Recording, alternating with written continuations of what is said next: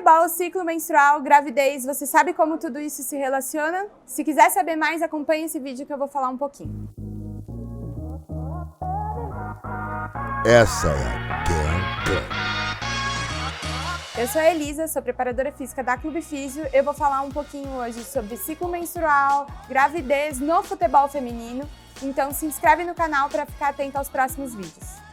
Muitos dos estudos que a gente usa para guiar o treinamento no futebol, para guiar o treinamento físico e esportivo no geral, eles foram feitos em populações masculinas.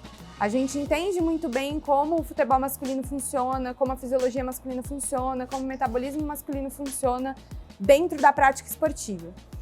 E um problema que a gente encontra hoje é pegar esses dados e essas informações que a gente tem disponíveis e querer passar elas diretamente para populações femininas.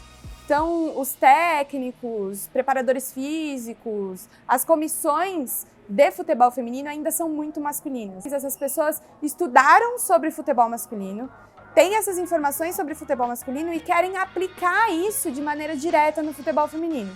E a gente encontra alguns problemas quando a gente pensa dessa maneira, porque existem diferenças metabólicas importantes entre o corpo feminino e o corpo masculino.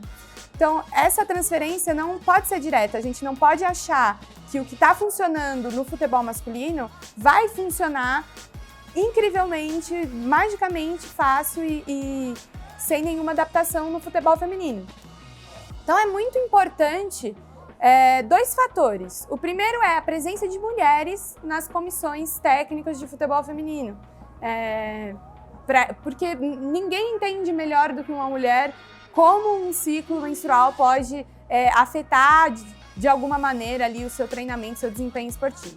E o segundo é que esses homens estudem e entendam muito bem como funciona o corpo feminino, as suas características, as suas individualidades e possam adaptar o conhecimento científico que a gente tem hoje para a prática do futebol feminino. E tem uma dificuldade que é muito clara quando a gente pensa em considerar o ciclo menstrual para a performance esportiva. O ciclo menstrual ele é muito individual, cada mulher vai se relacionar com o seu ciclo de uma maneira muito específica. E esse acompanhamento ele precisa ser feito de maneira específica. Dentro de um time é preciso entender como é o ciclo de cada atleta, como essa atleta se relaciona. Ela sente cólica? Ela não sente? Ela tem muita TPM? Ela tem pouca? Como que isso influencia no desempenho dela? E não tem outra maneira de fazer isso a não ser pelo acompanhamento individual. Sempre que eu falo desse assunto, as pessoas me perguntam diretamente quais são os efeitos negativos que o ciclo menstrual tem na performance. E o engraçado é que a literatura apresenta hoje que existem alguns efeitos positivos na performance quando a gente considera diferentes fases do ciclo menstrual. No meu TCC, eu avaliei se existiam variações entre as diferentes fases do ciclo menstrual e a performance de atletas de futebol feminino. E através da aplicação de um questionário de autopercepção do corpo na performance, eu consegui encontrar que logo depois da menstruação, na fase folicular, as atletas percebiam melhor o seu desempenho físico. Enquanto na fase lútea, que é aquela pré-menstrual, depois da ovulação, elas percebiam melhor o seu desempenho técnico e tático no campo. Então, se a gente conseguir levar em consideração essas individualidades e entender que existem fases em que a gente trabalha melhor o tático e fases em que a gente trabalha melhor o físico, a gente consegue potencializar o treinamento de acordo com as variações do ciclo menstrual. Além disso, alguns estudos apontam que existe um aumento de força para membros inferiores logo depois da menstruação, então também na fase folicular. Existem variações ali da flexibilidade, entre outros estudos. Então, diferente do que a maioria das pessoas pensa, daquele pensamento imediato que vem na cabeça quando a gente fala de ciclo menstrual e esporte, na verdade, algumas fases do ciclo podem potencializar o treinamento. De uma maneira muito positiva, a gente pode aproveitar essa variação hormonal que acontece na mulher mensalmente e usar isso para potencializar o treino. Tem um caso muito legal que eu pude acompanhar dentro de um clube de futebol feminino de uma atleta que tinha tido um entorse de tornozelo já há algum tempo, vinha num trabalho com a fisioterapia, se recuperando, e ela já estava ali no momento de transição, né? Voltando aí para o campo, fazendo corridas e trotes ali.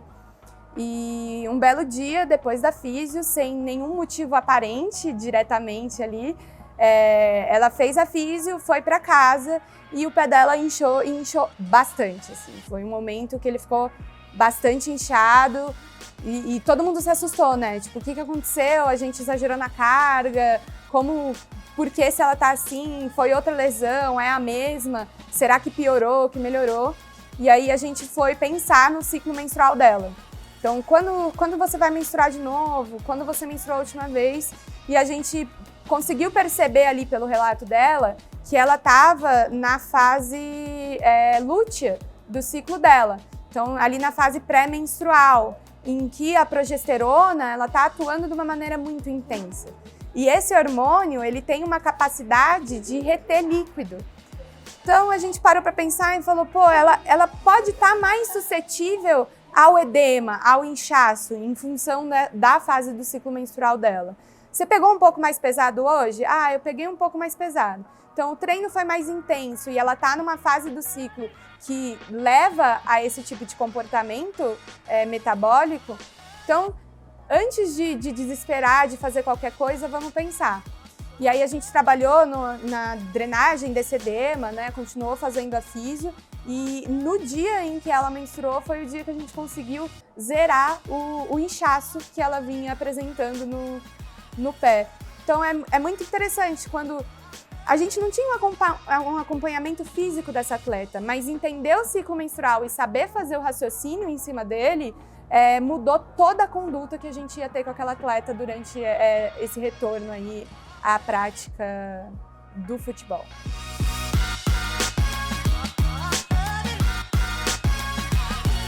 Quando a gente fala de gravidez e futebol, a gente está tocando numa dor da mulher atleta.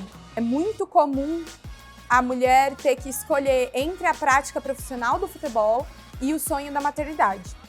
Isso, por muito tempo, foi uma coisa que era realmente incompatível. A mulher que ficava grávida era dispensada do clube e nunca mais ela voltaria a jogar futebol de maneira profissional na vida. Era quase como uma sentença de aposentadoria ali. Ao longo do tempo, o futebol feminino foi crescendo e algumas garantias vieram em cima da mulher grávida, né? Hoje, a mulher atleta ela tem direito à licença maternidade. E, além disso, o clube ele tem a obrigação de fazer o treinamento dela pós-gravidez para que ela consiga retornar à performance de uma atleta profissional. Isso foi uma conquista gigantesca pensando no futebol feminino em todas as suas dimensões, né? Hoje a gente tem poucas mulheres que foram ou são mães dentro do esporte profissional. A gente tem, por exemplo, a Tamires, como um exemplo aí no Corinthians, de uma pessoa que passou por uma gravidez e tem o seu futebol no mais alto nível profissional. A mulher grávida, não é recomendado que ela faça nenhum tipo de esporte de contato, né? Porque isso pode gerar algum perigo para o feto, principalmente em estados mais avançados da gravidez. Mas o treinamento físico, ele não só é possível, como ele é recomendado. E para mulheres que já são ativas, que são um caso de mulheres atletas, de atletas de futebol feminino, esse treinamento ele pode se manter em alta intensidade durante a gravidez, até o último momento, desde que não tenha nenhuma complicação, claro. Então, o que antes era uma sentença de aposentadoria, hoje pode ser muito bem aproveitado nos clubes para que seja feita uma boa preparação física durante a gestação, para que essa atleta tenha uma boa recuperação pós-gestação, para que ela possa voltar a jogar futebol em alto nível de uma maneira igual ou superior ao que ela fazia antes.